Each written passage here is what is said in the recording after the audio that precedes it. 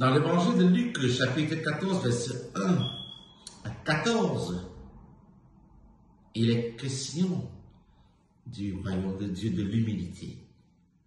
Regardez la foule des femmes et des hommes monter à l'assaut du tram ou du métro. Étudiez la réaction des automobilistes dans un embouteillage.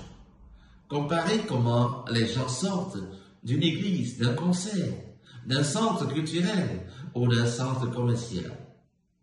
Voilà certainement ce qu'aurait fait Jésus avec ses disciples, trouvant dans le comportement humain un exemple ou un contre-exemple du royaume de Dieu.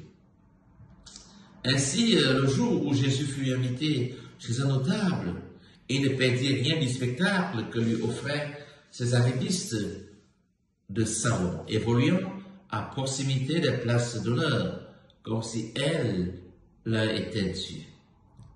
Les Juifs aimaient, n'est-ce pas, solenniser le sabbat par un repas de fête où ils conviaient parents, amis et connaissances.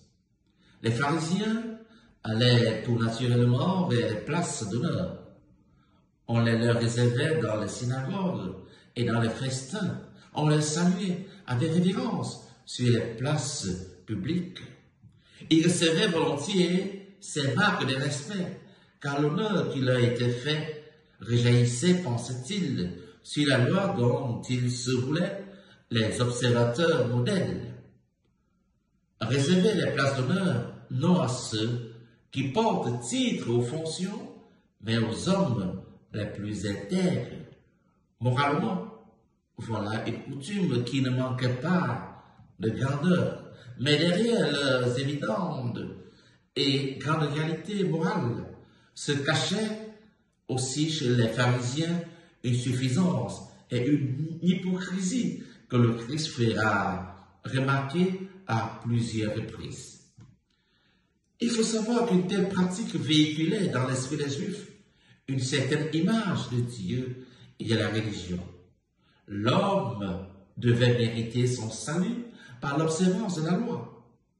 C'est l'homme qui forgeait son salut à force d'efforts d'intégrité morale. Dieu, seul juge, donnait alors à chacun selon ses mérites. Or, il faut se rendre à l'évidence. C'est pour avoir critiqué cette image-là, pour l'avoir combattue, que Jésus a été conduit au Golgotha. Oui. Bien-aimés dans le Seigneur, gardons-nous de moraliser cet évangile en prétendant que Jésus veut donner une leçon d'humilité à ses disciples. Non. Jésus prêche ici une certaine image de son Père, totalement contradictoire aux pratiques des pharisiens. Et il va le faire, comme à son habitude, à partir de l'observation du comportement humain. Ici, il s'agit d'un repas. Oui, un repas, puisqu'il s'agit de ça. Un repas, dans l'Évangile, est toujours le signe de la communion entre Dieu et les hommes, le lieu du rassemblement, du partage, de la communication. C'est au cours des repas que se crée l'Église, Cana, Béthanie, la multiplication des pains, la dernière scène ou Emmaüs, autant de repas qui ont jalonné la vie de Jésus et construit son Église. Mais au cours de ces repas, c'est le maître qui fait asseoir la foule pour distribuer lui-même le pain multiplié par le partage. C'est le maître qui s'agenouille et lave les pieds de ses disciples. Oui, bouleversante révélation, c'est l'annonce de la révolution, du renversement des choses.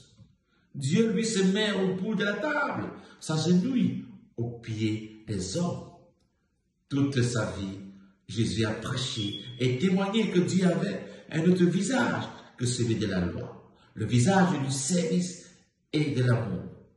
Dieu infiniment riche, mais riche d'amour. Dieu souverainement libre, mais libre d'aimer, d'aller jusqu'au bout de l'amour. Oui, pour avoir prêché ce Dieu-là, ce Dieu humble et proche de l'homme, Jésus fut condamné à mort. Peur rien.